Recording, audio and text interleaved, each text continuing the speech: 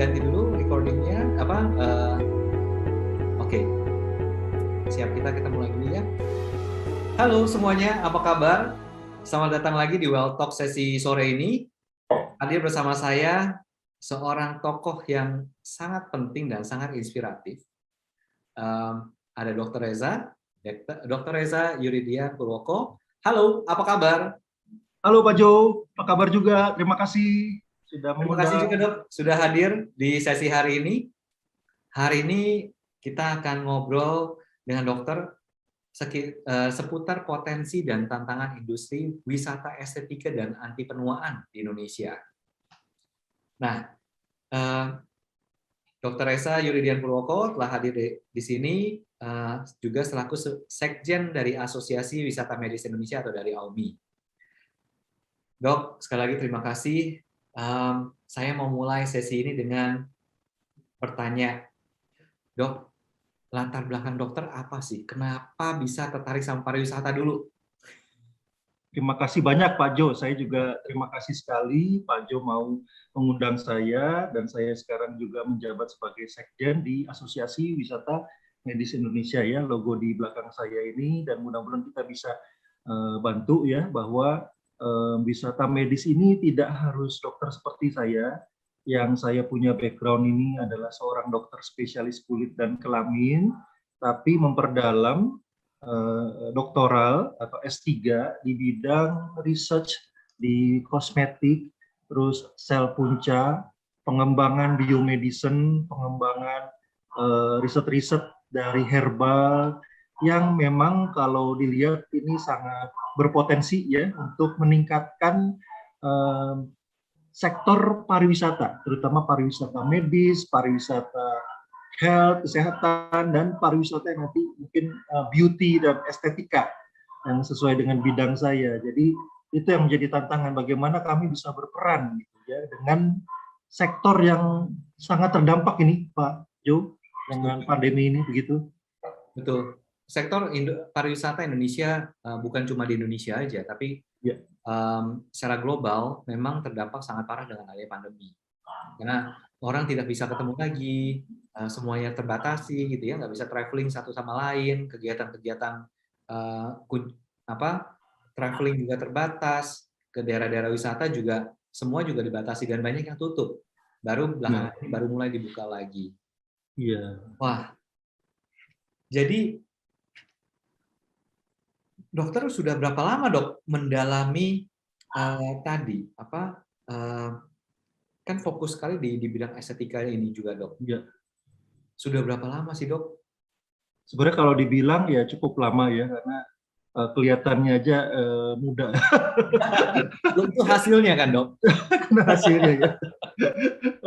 Tapi ya itu karena memang waktu saya lulus spesialis kulit tahun 2005, terus kami riset terus berkelanjutan dan memperdalam selama lebih dari 25 tahun. Itu pun juga kalau boleh dihitung ya, pengalaman yang kami lanjutkan dari orang tua saya. Jadi ibu saya itu juga seorang dokter spesialis kulit dan kelamin. Dan kalau dibilang, saya mau juga bilang bahwa Indonesia ini udah ratusan tahun kami lihat ya, racikan nenek moyang empiris jamu herbal itu sudah berabad-abad. Jadi boleh dibilang pengalaman kita itu udah ratusan abad. Betul, Indonesia ini udah luar biasa. Ingredientnya kan dari Indonesia dok ya? Benar, iya. Karena kan kita negara dengan populasi herbal habitat tumbuhan kedua terbanyak setelah Brasil. Tinggal bagaimana nanti kita kerjasama potensinya ya, misalnya untuk beauty, untuk luluran, untuk krim, bahan baku kosmetik, dan bahan baku suplemen yang juga makan tapi juga kita sehat sehingga terpancar dari luar kelihatan cantik atau tampan ya. Sehat. Oke, dok. Kenapa sih dokter tertarik untuk bergabung dengan Asosiasi Wisata Medis Indonesia? Ya, karena kita lihat ya Pak Jo ya, jadi bagaimana kalau selama ini ya sudah ratusan triliun pengeluaran dari masyarakat Indonesia terbang ke luar negeri untuk berobat ke sana, berobat untuk mempercantik diri, mempertampan diri, operasi bedah plastik ya, atau general check up sehingga sehat dan tampak good looking terus ya ke negara tetangga kita atau nyebrang. Padahal di negara kita sendiri ini sudah banyak teknologi, tempat, bahan obat, bahan kosmetik yang sebenarnya sudah bisa lebih bagus malah ya, karena memang lebih sesuai dengan kita ya. Jadi itu yang jadi tantangan kami di Asosiasi Wisata Medis Indonesia ini, bagaimana kita nanti sama-sama dengan Pak Jo dan teman-teman lainnya yang terdiri dari para pengusaha, para praktisi, seperti saya juga sebagai dosen, dokter, tidak hanya harus dokter, tapi ada juga wartawan, ada teman-teman media ya gabung di situ di asosiasi kami. Ayo kita mulai kerjasama unggulkan asosiasi wisata medis di Indonesia. Itu yang harapan kami, sehingga yang tadi ratusan triliun ke luar negeri bisa ditarik di Indonesia, bisa ditahan lah at least ya. Jadi kita mungkin nggak langsung harus mengundang tamu dari luar negeri untuk berobat ke kita atau treatment ke kita, tapi at least kita bisa meyakinkan orang Indonesia di kita ini cukup bagus kok, dokternya cukup terampil, tempat-tempatnya ya, asal kita sama-sama kerja keras bersama gitu Pak Jo. Jadi bergabung dalam asosiasi menjadi daya tarik karena kita kolaborasi bersama, punya banyak teman di situ gitu. Setuju dok, setuju. Ya. Nah, hari ini kita mau membahas mengenai potensi dan tantangan dari wisata estetika tadi dok.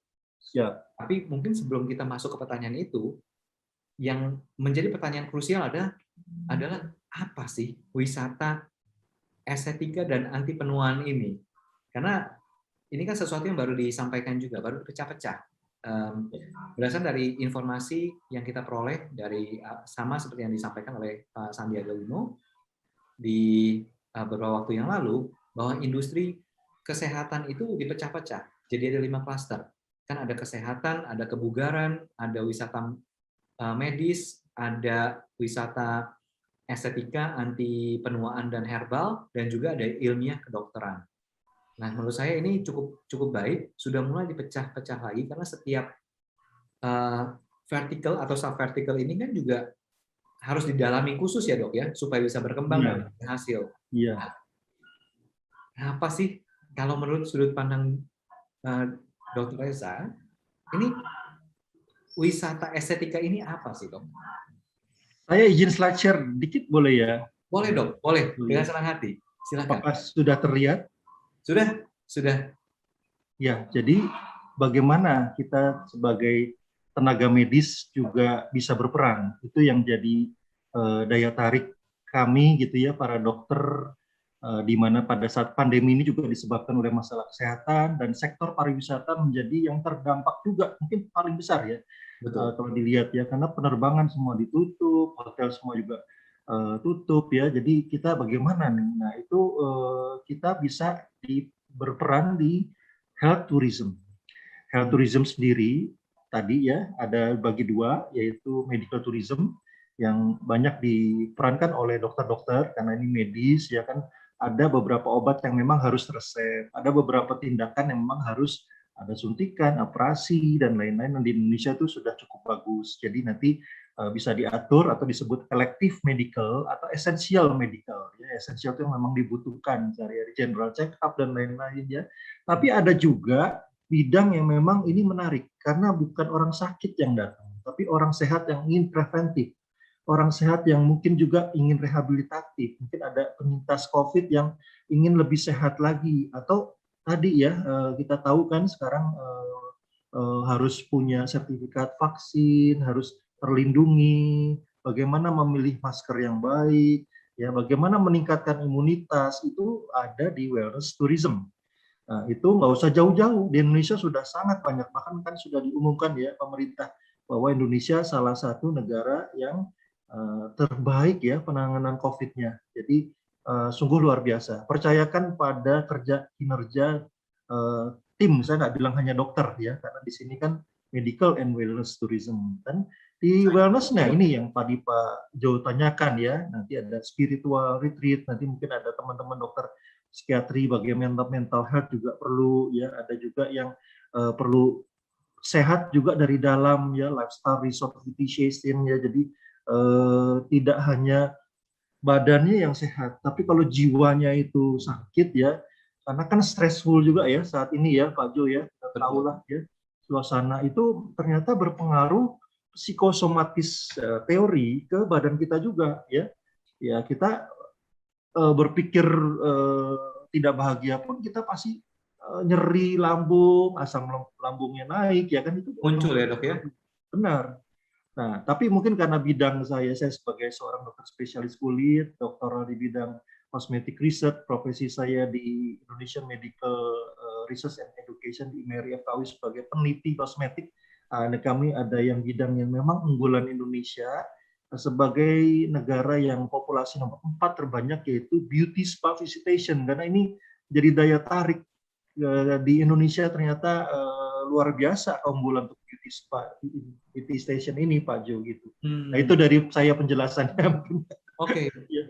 Jadi menarik dok. Ini tadi dokter udah memaparkan beberapa pembagian. Kelihatannya akan ada turunannya lagi ya dok ya dari sana ya. Benar. Benar. Seperti kalau kita lihat di Korea kan dikenal untuk operasi plastik. Benar. Ya. Juga di Thailand. Sedangkan kalau di Penang kita lihat adalah lebih ke arah general check up yang digabungkan dengan culinary tourism.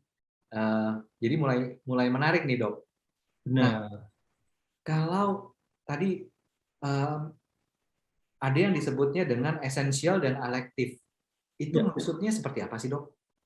Jadi kalau balik ini sedikit lagi saya kasih penjelasan bahwa kalau elektif itu bisa seleksi ya kira-kira mana nih yang bisa ditunda dulu nih operasi saat pandemi ini kan kita tahu tidak semua rumah sakit juga saat waktu pandemi sedang tinggi-tingginya gitu ya. Betul. Punya kemampuan juga untuk menangani penyakit-penyakit lain juga. Nah, tapi bisa diatur bagaimana nanti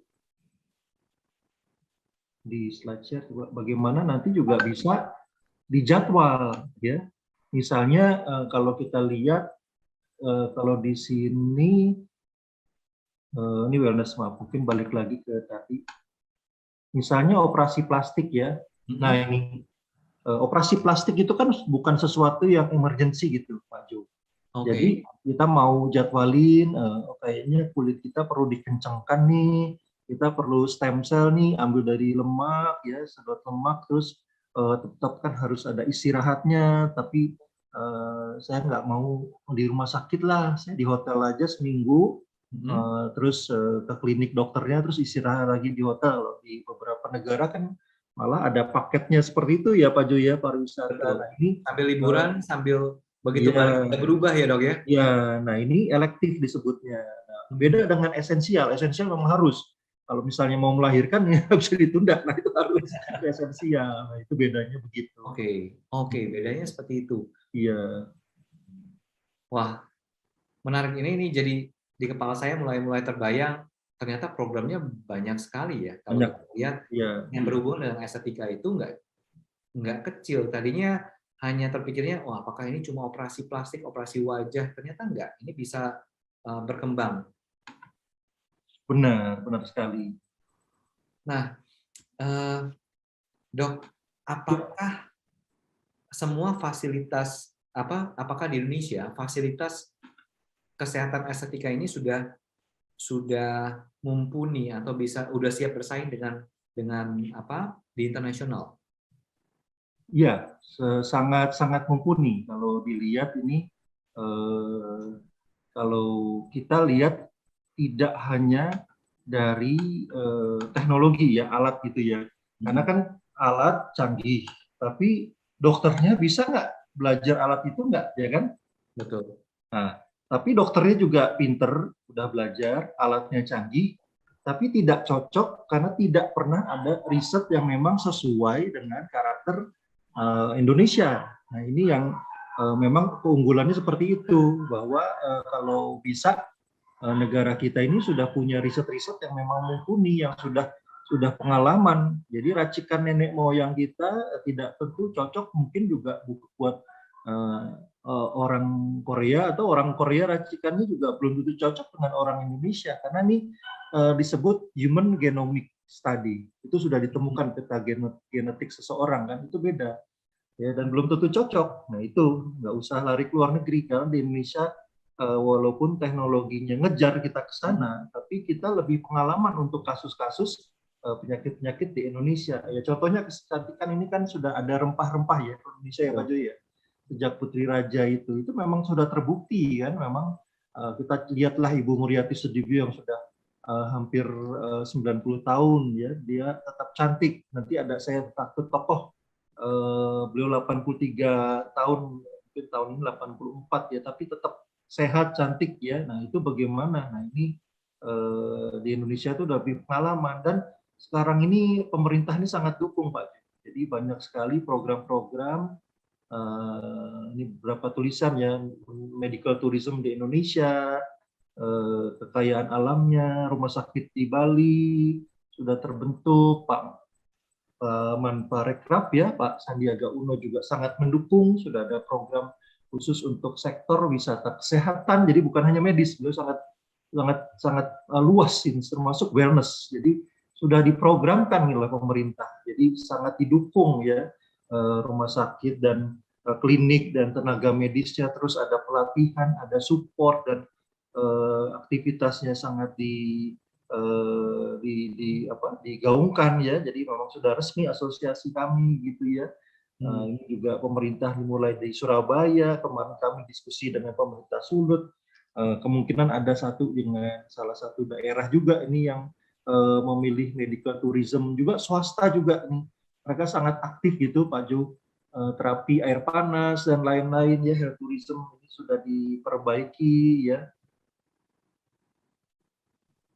Oke. Jadi sebetulnya Indonesia juga mempersiapkan diri ke sana, dan tadi seperti yang dokter bilang, iya, pasiennya atau peminatnya ini juga harus milah-milah, harus lebih pinter ya dok ya. benar sekali. Karena faktor genetik, faktor mungkin nggak cuma genetik, tapi cuaca yang berbeda, terus pola makan, mungkin di sana nggak ada martabak, nggak ada rendang ya dok ya. Iya benar. Mungkin kalaupun ada ya belum tentu cocok ya. Jadi kalau kita lihat kan tadi ada genomic study bahwa kenapa sih orang Indonesia kalau nggak makan nasi nggak nendang istilahnya, bukan kan mau nendang seseorang, tapi artinya memang nggak kenyang, itu memang ada di gen kita. Bahkan kosmetik pun sekarang ada istilah nanti ya tanggal 24 launching ya, metagenomic. Kosmetik yang memang di badan kita itu 1/5-nya adalah bakteri dan jamur yang memang populasi normal. Jadi kalau kita terlalu banyak mandi antiseptik, terlalu banyak dikit-dikit antibiotik, malah bakteri yang jaga kita, bakteri yang disebut bakteri komensal atau jamur yang mempertahankan kondisi kulit kita supaya tetap segar, tetap awet muda, itu malah ikut mati. Gitu. Nah itu unik kan? Nah itu baru ditemukan, baru penelitiannya baru ada di Indonesia, dan lebih cocok untuk kulit Indonesia. Jadi jangan keluar negeri, di Indonesia lebih ada risetnya gitu ya. Oke. Udah ratusan tahun. Wah, ini sangat apa? Eye opening dok. Yes. Karena banyak sekali persepsi yang salah kan, juga mengenai apa treatment yang berhubungan dengan estetika. Lalu digabungkan dengan wisata estetika juga akan lebih kompleks lagi. Ya. Dok, kalau kita lihat tadi dokter kan udah menyampaikan ini potensinya besar sekali. Kalau kita lihat tadi strukturnya sendiri ini juga akan berkembang dengan sangat besar. Kalau seorang dokter Reza bisa memberikan apa ya pandangan 3 hal yang harus kita jadi prioritas kita untuk bisa mengembangkan wisata estetika ini, apa dok? Baik, ya. Jadi salah satu yang kami kembangkan juga ya izin ya Pak Jo. Jadi kami akan share sedikit pengalaman ya. Boleh dok. Bahwa kebetulan saya memperdalam ilmu penyakit kulit dan kelamin, dan kami juga kalau dilihat semangat untuk meneliti ya sudah dibuka oleh Pak Yusuf Kalla tahun 2017 di Fakultas Kedokteran UI untuk penelitian yang khusus tidak terganggu oleh aktivitas pendidikan di kampus atau di rumah sakit Cipto ya kalau di belakang ya. Jadi benar-benar ini skala riset ya. Jadi banyak riset-riset yang kami juga bantu perusahaan untuk komersialisasi hasil riset tadi sehingga kita bisa gongkan bahwa riset di Indonesia itu bagus gitu. Dan itu riset bukan hanya ini kan uji coba biasa. Memang riset itu mendapat izin dari Komite Etik FKUI, mendapatkan izin PPUK dari BPOM, artinya memang diakui begitu Pak Jo. Nah, ini yang kita gongkan bagaimana juga selain riset ya, yang kedua adalah komersialisasi. Jadi ini saya juga misalnya kerjasama dengan beberapa pengusaha untuk ayo soundingkan hasil-hasil riset di Indonesia, termasuk ini disertasi kami tentang kedelai motor profesional pawitan. Saya coba ke diri sendiri nih Pak Jo. Saya 7 tahun yang lalu saya treatment ya, dan saya 1 tahun yang lalu merasa lebih fresh karena 7 kali totally saya lakukan sedot lemak ya. Memang ini tidak harus dilakukan di Korea. Terus diolah karena fasilitas stem cell-nya malah di Indonesia itu paling mumpuni kalau kami bilang. Ya, jadi sudah 13 rumah sakit yang ditunjuk pemerintah untuk bisa melayani riset stem cell MOU dengan berbagai jaringan klinik gitu Pak Jo. Dengan lab-lab yang sudah dapat izin dan terus kami treatment ya, contoh ya di wajah saya sendiri ya Pak Jo ya. Dan hasilnya kita lihat. Nah, ini tadi saya bilang tante titik lah contoh bagaimana fresh terus kan, seperti saya juga merasa growth saya hilang ya tanpa harus operasi plastik ke negara lain gitu ya, karena di Indonesia ini kami udah tahu sel orang Indonesia itu seperti apa, jadi pas udah cocok gitu ya, nggak perlu malah keluar negeri, malah mungkin belum tentu cocok gitu ya. Jadi kita butuh sel-sel yang happy living cell, nutrisi yang tepat, yang tadi kalau kami penelitiannya dari kedelai yang memang asli Indonesia ya, dari Argo Mulyo, dari Balai Penelitian Kacang Umbi-umbian Malang. Jadi ini ada pasien-pasien dari Papua, pasien dari Bali, ini sudah 80 tahun, ini pasien dari Ibu Pandeglang, dari Jawa Barat, pasien laki-laki juga ada dari Batam, dan kami tulis dalam buku. Jadi bagaimana tadi ilmu itu terus mengalir. Yang ketiga terakhir adalah dengan edukasi. Gitu. Jadi riset yang berkelanjutan, terus komersialisasi, edukasi. Jadi pelayanan yang makin baik, dan tentu generasi muda kita berikan bimbingan atau pendidikan melalui AUMI dan tentu talknya Pak Jo ya. Terima kasih. Wah, ternyata ini rahasianya dokter kelihatan umur kepala 2 terus ya dok. Terima kasih. Pada nggak nyangka orang dokter aja udah mau 60 ya. Oh kaget juga gitu ya, tapi ya itulah. Ya mungkin teknologi itu yang cocok, nggak perlu yang tadi ya operasi terlalu hanya sel living cell yaitu stem cell itu bisa. Di Indonesia malah lebih bagus. Kalau misalnya kita kirim ya sel ke luar negeri, kan itu perlu pengawetan minus 100, minus 80, 180, dan di perjalanan itu malah kemungkinan gagal gitu. Jadi nggak usah jauh-jauh. Tadi pasien dari Indonesia pun percaya kepada kami ya, klinik yang di Jakarta kami ya. Jadi masih ada waktu. Kalau ngejar ke luar negeri, pengaruh suhu yang berbeda, genetik tadi yang berbeda, itu mungkin malah belum tentu berhasil. Jadi kita nih mudah-mudahan dah dipercaya ya Pak Jo ya, untuk menangani pasien-pasien at least di Indonesia dulu gitu ya, jangan keluar negeri ya.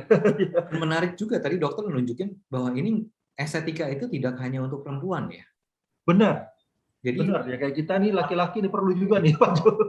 Betul. Karena sekarang ya nggak bisa bohong ya dok ya, paparan radikal negatifnya lebih sering lagi dibandingkan sebelumnya.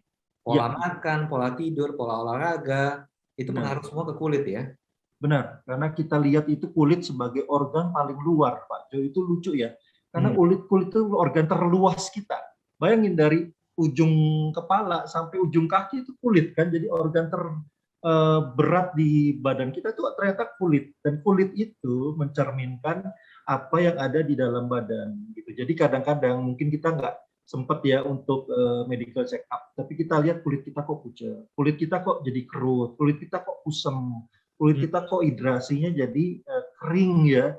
Nah itu ada sesuatu dari dalam badan yang kurang sehat. Jadi bukan masalah good looking aja, tapi well-being inside. Jadi itu dipancarkan oleh kulit.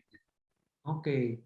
Jadi malah kulit adalah sebagai media yang memberikan signal. Yes, cerminannya, pantulannya itu ada di kulit, ya kan? Wah, saya jadi harus atur jadwal ketemu dokter nih Wah, kelihatan. siap. Siap. Nah, Dok, kalau kita bicara mengenai tadi pariwisata, kesehatan, estetika. Siap. Kira-kira ada produk seperti apa sih, Dok? Tadi kan dokter udah menyampaikan gitu ya. Mungkin secara sekilas. Ada tadi stem cell salah satunya. Nah, lalu juga ada apa? Operasi kulit, operasi wajah. Tapi seluas apa sih, Dok? Karena mungkin banyak teman-teman kita bahkan di industri pariwisata sendiri yang belum bisa melihat sebesar apa sih potensinya. Karena mungkin ada beberapa treatment ini kan hanya bisa diketahui atau mungkin familiar dari sisi kedokteran.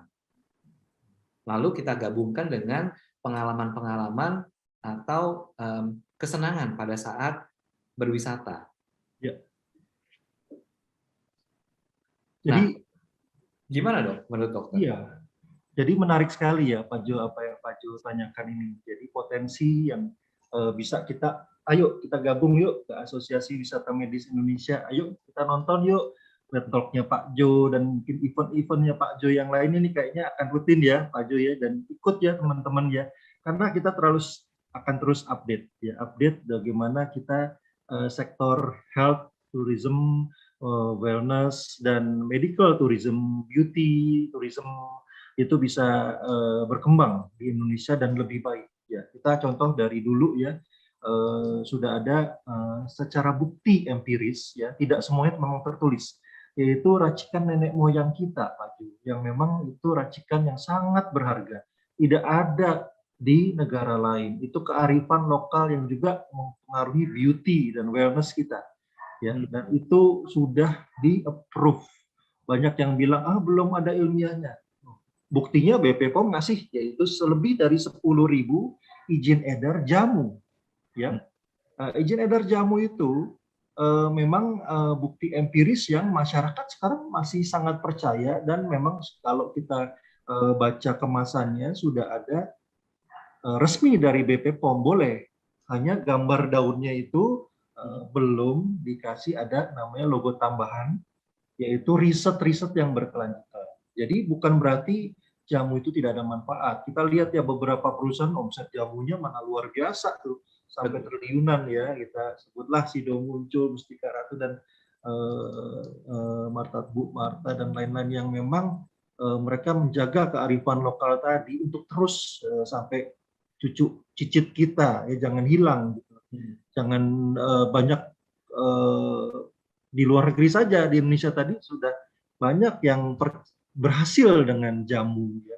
Nah, tinggal kita bagaimana potensinya meningkatkan jamu tadi dengan tambahan nilai yang lebih ilmiah lagi. Karena sudah cukup bukti empiris disetujui oleh BPOM sebagai jamu, tapi bisa sebagai yang disebut OMAI. Apa sih OMAI? Yaitu obat modern asli Indonesia. OMAI yaitu obat herbal terstandar dari jamu yang diuji cobakan ke hewan. Bagaimana dengan yang lebih tinggi ke manusia? Nah, itu memang jumlahnya kita tertantang untuk ditingkatkan. Ayo teman-teman dari industri tidak usah takut, atau dari universitas atau UMKM untuk meneliti sampai disebut sebagai fitofarmaka. Yang disebut fitofarmaka mendapat izin edar dari BPOM. Kemungkinan bisa diresepkan dengan baik oleh dokter ya, tidak hanya untuk OTC, obat yang bebas, karena sudah diuji pada manusia, jadi disebut fitofarmaka atau FF. Itu nanti logonya tambah daunnya lebih banyak lagi. Okay. Nah itu, jadi ada 3 kategori itu contoh saja dari Indonesia, itu luar biasa sebagai kearifan. Kalau tadi kita ngomongin sel ya, secara genetik, genomik, stem cell, ini ngomongin dari herbal medis ya, untuk beauty wellness itu Pak Jo. Oke. Ya. Ini saya membayangkan kalau dibuat jadi produk yang ditawarkan itu akan menarik sekali, karena mungkin sekarang ini banyak juga yang tertarik untuk belajar. Kita lihat kan ada workshop yang sedang berkembang, mulai dari cooking class dan lain-lain.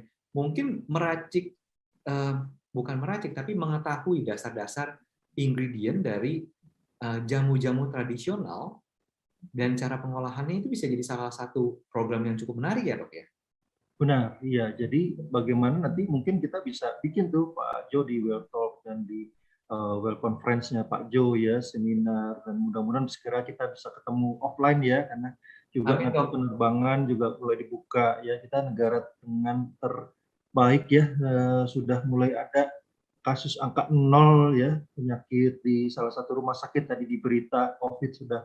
Mudah-mudahanlah kita sama-sama bergerak ya, karena tadi bukan cuma kulit, tapi dalamnya kulit ini terpancar di kulit. Jadi kesehatan itu juga kelihatan kulitnya aja tahu nih orang sehat atau tidak gitu ya. Dan produk-produk tadi itu bisa dengan suplemen kesehatan, jamu ya, misalnya dengan racikan nenek moyang kita ya, yang pon-pon itu memang sudah terbukti ya, 5 kandungan tadi bahkan sudah ada ya keluar dalam bentuk kapsul, dalam bentuk kaplet ya, itu memang sudah diizinkan oleh BPOM untuk ayo sama-sama kita kembangkan. Teman-teman yang misalnya belajar kimia, belajar farmasi, teman-teman yang belajar manajemen ekonomi, tapi mengajak kolaborasi teman-teman dari kimia farmasi tadi. Ayo kita gerak ya, karena memang itu momennya. Jadi kalau saya kemarin juga ini kebetulan di AUMI, Asosiasi Wisata Medis Indonesia ini ya Pak Jo ya, beberapa investor dari bidang keuangan, finansial ya, ekonomi deketin ke kami. Karena mereka lihat omset di wisata, di medis, ya di medical investment itu naik pesat dalam hikmah pandemi ini. Makanya kami, ayo teman-teman pariwisata gabung yuk dengan kami yuk di kesehatan, karena kami bukan ambil kesempatan kesempatan dalam kesempitan, tapi kita lihat momentumnya, ya bagaimana sekarang kesehatan itu jadi prioritas. Cari dana riset di saat ini itu sangat mudah untuk di bidang kesehatan. Teman-teman yang ambil skripsi atau tesis atau disertasi ya walaupun ekonomi kesehatan gitu itu lebih sekarang lebih ada kesempatan gitu Pak Ju. Jadi kita ayo gabung, dan misal teman-teman yang lagi belajar di pariwisata kesehatan, ambil dong skripsi tesisnya, nanti kami siap bimbing, kami juga dosen kan. Nah itu ayo kita kolaborasi menghasilkan suatu produk yang memang bermanfaat. Produk tadi tidak hanya bagaimana purwarupa atau prototipe jamu atau kapsul atau obat ya, tapi produknya bisa kebijakan. Produk itu bisa buku ajar. Produk ini yang seperti kita ini luar biasa nih Pak Jo. Ini produk ini kan direkam nanti suatu saat bisa ditayangkan lagi, entah 6 bulan lagi ya Pak Jo, luar biasa. Saya salut sama Pak Jo dan teman-teman. Terima kasih. Terima kasih dok, terima kasih. Nah, artinya ini jadi satu undangan ya dok ya. Kalau tadi dokter sampaikan, ayo mari bersama-sama berkolaborasi, kita bisa ngobrol lebih lanjut lagi mengenai apa yang bisa dilakukan next step-nya sehingga jadi langkah nyata ya dok ya. Yes, ya. Karena kita nih awal pembuka ya Pak Jo ya. Betul, betul. Kita ini ajak baru pembuka nih, ini baru pembuka ya dok ya. Ini appetizer ya. Betul. Ini baru appetizer. Kita lihat tadi begitu disampaikan dari 20 well talk yang sebelumnya kita lakukan, ini kita sudah mulai melihat dong. Jadi kita juga belajar ternyata ada beberapa hal yang harus diperbaiki segera. Satu pertama adalah kolaborasi kuncinya. Dan kolaborasi dalam industri wisata kesehatan ini sangat penting. Kenapa? Mungkin ada yang fokus di bagian distribusi, ada yang fokus di bagian produk, ada yang di pengalaman atau di experience, dan ada yang memang di ingredient-nya. Nah, satu sama lain kita belum bicara dengan lancar. Kalau tadi ada yang bilang gini dok, belum main bareng, belum ngopi bareng, makanya nggak seru katanya. belum jadi kolaborasinya. Dan mungkin nanti ke depannya apakah menurut dokter ini juga terbuka karena banyak teman-teman di industri pariwisata pun yang belum punya pandangan seperti yang tadi dokter sampaikan. Oh, peluang wisata medis atau wisata kesehatan itu di sini loh. Ya, saya sebenarnya juga ada ini Pak Jo, tapi saya nggak bisa utarakan semua ya. Itu ada disclosure dan NDA, non-disclosure agreement. Saya ini lagi ada project dengan ada 2 hotel besar sekali yang memang mau bagaimana diubah menjadi seperti rumah sehat gitu ya. Maybe hospital juga lagi dipertimbangkan gitu ya, 200 kamar, investor pemilik, dan buka lapangan pekerjaan lagi ya. salah satu hotel tadi misalnya, saya maaf belum bisa kemukakan ya, nanti mungkin di next event-nya kita, 6 month maybe kita ketemu lagi dan sudah mengundang partner kita tadi ya, dia merumahkan lebih dari 60% karyawannya, dan sayang sekali, tapi teman kami yang lain itu mau join satu pemilik rumah sakit yang omsetnya 200-300% naik. Tapi mungkin tadi bukan karena kita mendoakan orang sakit COVID ya, tapi orang sadar kok akan kesehatan. Orang memang tahu bahwa mungkin dengan pandemi kan tidak bisa keluar negeri. Ternyata pas ke rumah sakit di Indonesia, oh pelayanannya bagus ya, dan nggak usah jauh-jauh ya, ayo yuk datang yuk, dan omsetnya naik luar biasa. Jadi itu mau kolaborasi. Jadi kami itu pertemukan antara investor hotel yang mungkin di sektor pariwisata sedang kita mau naikkan lagi, dan sektor yang kesehatan yang tadi ya yang sedang jadi prioritas gitu. Bagaimana ketemu di momen seperti ini gitu Pak Jo. Itu salah satu proyek itu next ya gitu. Nextnya karena ya Well Talk ini tidak akan berhenti di sini. Ini memang seperti dokter bilang, ini baru pembuka, baru appetizer dok. Benar. Iya, kita baru menyamakan frekuensi. Ternyata peluang ada di sini dan kita punya kekurangan di mana, dan kita mulai membuka diri untuk saling memperbaiki dan kolaborasi, kerjasama ya. Kita menghasilkan sesuatu yang bermanfaat lah buat bangsa ini ya, karena kita bangsa Indonesia kalau saling membantu itu kuat ya. Contohnya kita sangat bisa mengarungi pandemi ini. Ya memang ada 1-2 tentu yang ya biasalah konflik itu, ya jangan terlalu gimana ya. Jadi kita ayo tetap semangat maju sama-sama ya Pak Jo ya. Harus dok. Justru kita harus lebih semangat dan kita harus menjadi inspirasi buat orang banyak. Baik, siap. Oke, dok. Kalau begitu, terima kasih banyak dok sudah hadir di sesi hari ini. Begitu banyak pencerahan dengan waktu yang sangat-sangat singkat. Ini sangat membuka mata sekali. Jadi Wealth sendiri adalah sebuah platform yang dibuat yang bentuknya masih sangat-sangat fluid. Bukan hanya dalam bentuk event, tapi harapannya terus berkembang ya dok ya. Tujuan kita adalah menginspirasi dan juga sebagai enabler supaya kolaborasi antar stakeholder ini yang efektif dan efisien bisa terjadi. Maka dari sana kita bisa sama-sama mengakselerasi pertumbuhan wellness and health tourism industri di Indonesia. Nah, event ini kami sangat berterima kasih.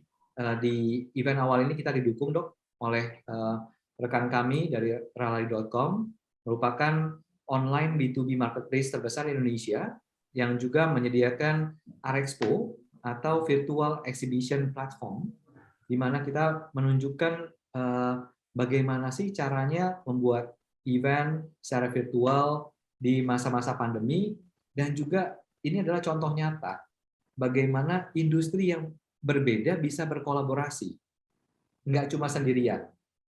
Karena yang hadir di dalam event Wealth ini sendiri adalah ada teman-teman dari industri pariwisata, ada dari rumah sakit, ada tenaga medis, dan juga ada penyedia layanan dan produk kesehatan sampai ke suplemen dok.